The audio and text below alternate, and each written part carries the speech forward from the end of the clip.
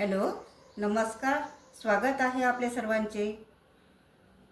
आज मी सुकटची चटणी म्हणजेच ज्याला आपण झिंगा म्हणतो त्याची दोन प्रकारची चटणी करणार आहे. एक हिरव्या मिरच्याची आणि एक लाल तिखटाची. त्यासाठी लागणारे साहित्य आपण बघूया. या सुकटला म्हणजे झिंग्याला मी सर्वप्रथम अगदी स्वच्छ पाण्याने धुवून घेतले आणि फॅनच्या खाली म्हणजे छान पेपरवरती पांढऱ्या शुभ्र कपड्यावरती मी याला थोडंसं कोरडं करून घेतलं, वाळवून घेतलं. या ठिकाणी आपल्याला एक पाव म्हणजे 250 ग्राम हे आपल्याला सुकट लागणार आहे.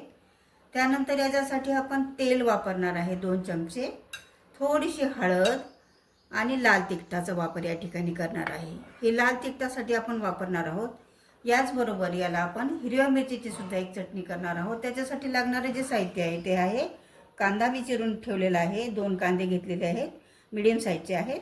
कोथिंबीर घेतलेली आहे हिरवी आणि हिरव्या मिरचीचा ठेचा म्हणजे त्याच्यामध्ये लसूण घालून हिरव्या मिरच्याचा ठेचा मी या ठिकाणी करून घेतलेला आहे आणि थोडंसं फोडणीला आपण जिरा वापरणार आहे. तर एवढ्या साहित्यामध्ये अगदी कमी साहित्यामध्येच आपण या 2 प्रकारच्या चटण्या आज बनवणार आहोत. यामध्ये काचच्या कढईमध्ये आपण तेल घातले थोडंसं, अगदी त्याला गरम होऊ देऊ. गरम झाल्यानंतर आपल्याला याच्यामध्ये सुकटाला आधी भाजून घ्यायचं आहे सगळं, कारण कोरडी चटणी लाल तिखटाची बनवायची आहे त्याच्यासाठी हे सगळं भाजून घेणं अगदी गरजेचं आहे. तर तेल गरम झाल्यानंतर छानपैकी आपण त्याच्यामध्ये भाजून घेऊ. जिरा टाकून बघू तेल गरम झाले का. हां, तेल छान गरम झालेलं आहे. तर याच्यामध्ये सुकट टाकते, मी सगळं सुकट टाकते दोन्ही चटण्याचं.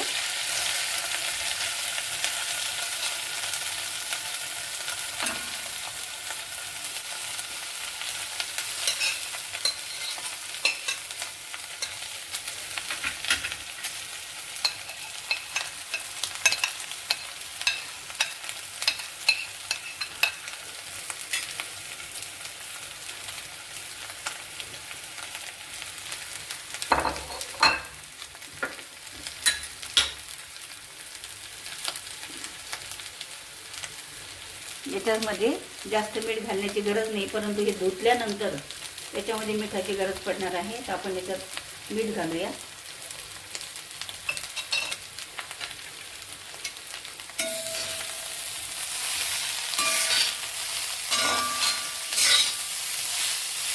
हे आपण काचच्या तव्यात, कढयात जेव्हा भाज्या बनवतो तेव्हा आपल्या शरीरामध्ये त्याच्यापासून लोह मिळण्याची शक्यता असते आणि म्हणून हल्ली आपल्याला हे जास्त वापर याचा करताना दिसून येतो.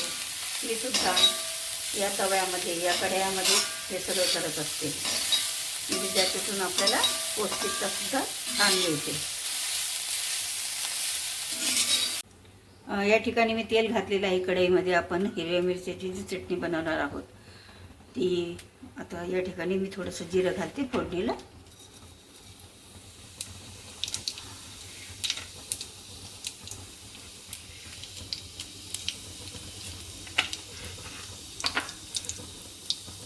जिऱ्यानंतर आपण याच्यामध्ये जिरं तडतडलं की छान कमी करते गॅस आणि हा कांदा त्याच्यामध्ये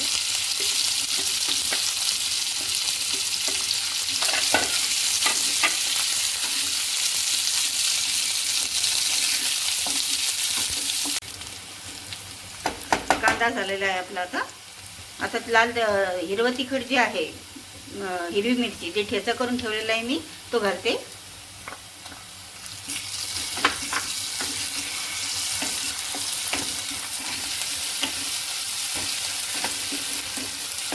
छान परतून घेतला आहे आधी ठेचा पण.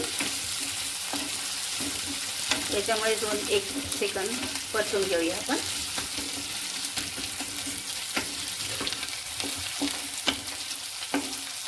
जास्त साहित्य लागतच नाही, अगदी थोडक्यात आणि त्वरित होणारी चटणी आहे, ताबडतोब. आता थोडीशी हळद आपण याच्यात घालणार आहोत.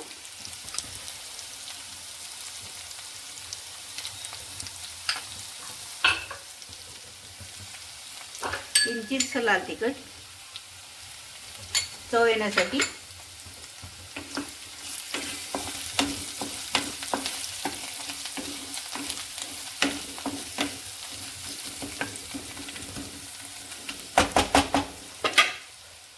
हे इकडे चालू आहे.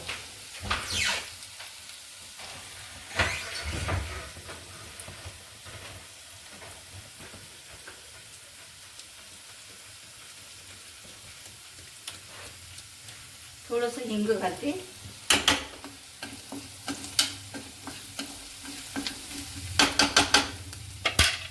आता आपण इथे झिंग्याला छान भाजून घेतलेलं आहे, लाल झालेले आहेत. आता याला आपण गॅसला बंद करूया आणि याच्यामध्ये अर्धी जी झिंगे आहे ती काढून घेऊया आणि अर्धे आपल्याला लाल तिखटाचे झिंगे मिक्सरमध्ये काढून बनवायचे आहेत, ते सुद्धा मी दाखवते तुम्हाला. तर चला याच्यामध्ये आता आपण घालूया.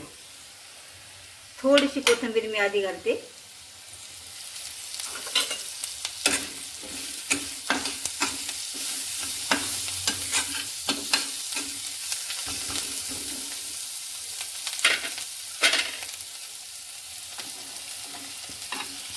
आता सगळे सुकट याच्यामध्ये घालून घेते.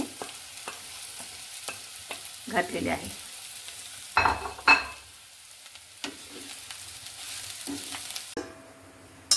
हे जे झिंगे आहेत हे मिक्सरमध्ये घालणार आहोत आणि एकदाच अगदी फिरवून घेणार आहोत. हे बघा, आपण हे सुकडला मिक्सरमध्ये काढून घेतलेलं आहे.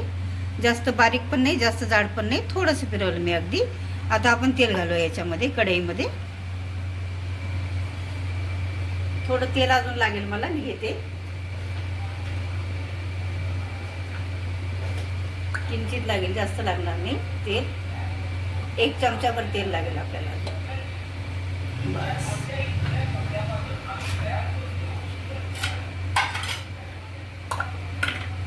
आता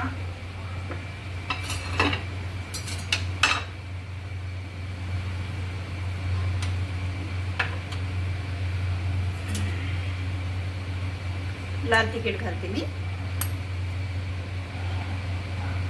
1.5 चमचा आहे, छोटा चमचा आहे, 1.5 चमचा.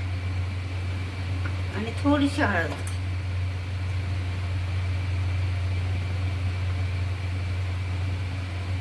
प्रमाण कमी असल्यामुळे मी थोडीशी वापरते अगदी. मीठ याच्यामध्येच घातलेलं आहे, मी दाखवायचं विसरले मी तुम्हाला. मीठ घातलेलं आहे. त्याला आपण घालून घेऊया.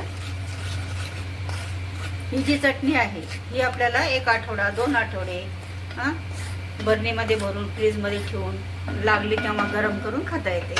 मुलांना कॉलेजला बाहेरगावी ठेवतो आपण, त्यावेळेला सुद्धा अशा प्रकारच्या चटणी आपल्याला बनवून त्यांना देता येतात.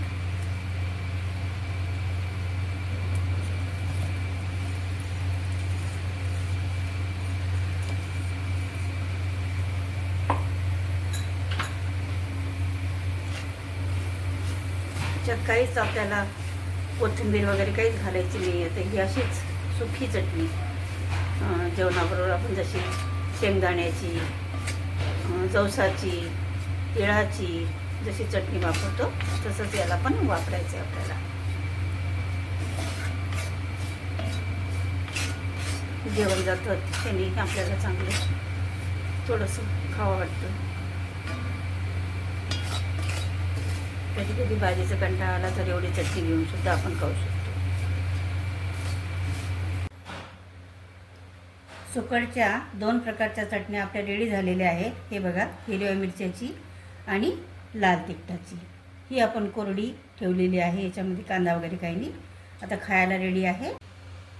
आपणास आवडल्यास माझ्या चॅनलला लाईक करा, सबस्क्राईब करा आणि बेल आयकॉन दाबायला विसरू नका. सगळ्यांचे धन्यवाद.